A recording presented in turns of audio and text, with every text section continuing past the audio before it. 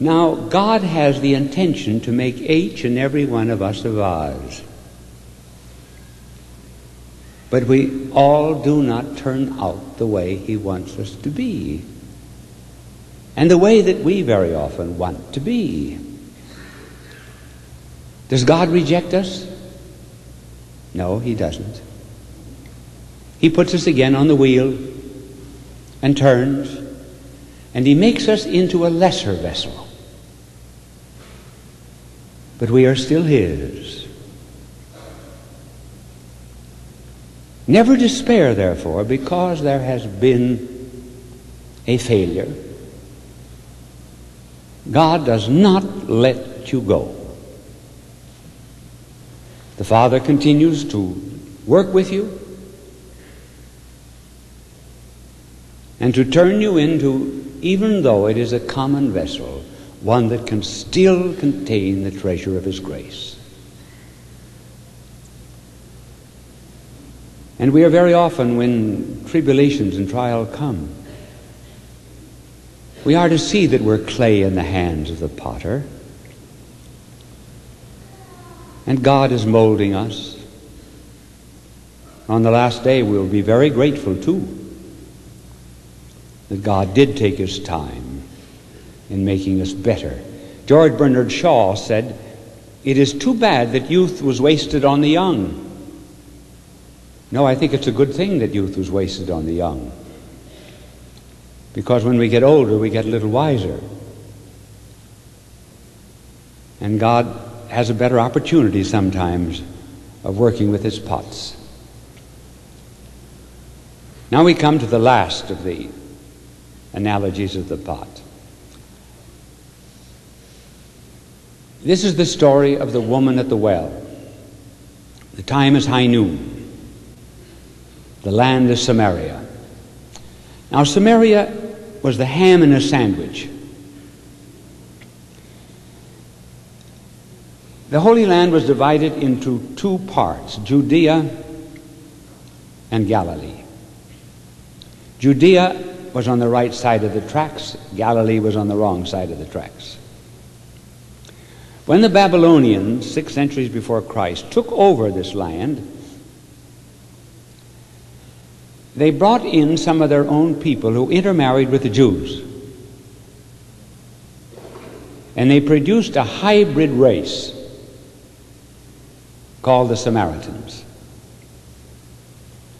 Now, the Jews would never have anything to do with the Samaritans. As a matter of fact, they would not accept any money for the building of the temple from the Samaritans. Now, I can't give you a better idea than that of how much they must have hated the Samaritans. And the Samaritans, in their turn, when the Jews were in captivity, they would telegraph the dates of the feast by lighting fires on mountaintops. The Samaritans would always light the fires 2 or 3 days in advance to confuse the Jews. The Samaritans would throw bones into the temple to desecrate it. So our blessed Lord now comes to this well at high noon, sits down tired. And a woman comes to draw water. Now, she should not have been there at noon. No woman in a hot country ever comes at high noon to draw water from a well. There was a reason for it. And our blessed Lord says to her, "Will you give me to drink?" Whenever our Lord wants a favor, He often asks for one.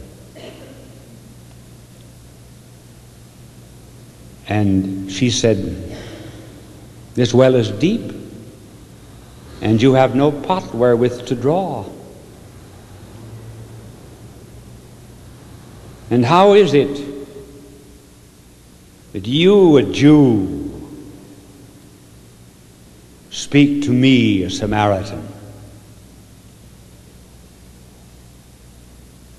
Our Lord said, if you knew who it was who asked you for a drink, you would ask Him for the fountain of living water. Our Lord was here describing grace. He was saying, under the analogy of water, that I will give you a kind of an inner spring, a fountain of truth and love. But she couldn't understand that. And our blessed Lord saw that she could not. And he said to her, go tell your husband. She said, I have no husband. Our Lord said, thou answerest well, thou hast no husband, for thou hast 5, and he with whom thou livest now is not thy husband. Now that was embarrassing. Now you know why she couldn't come in the morning at night. The women wouldn't let her come. She was an evil woman. She had to come alone at noon.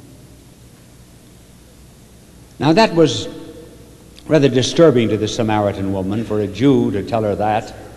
How did he know anyway?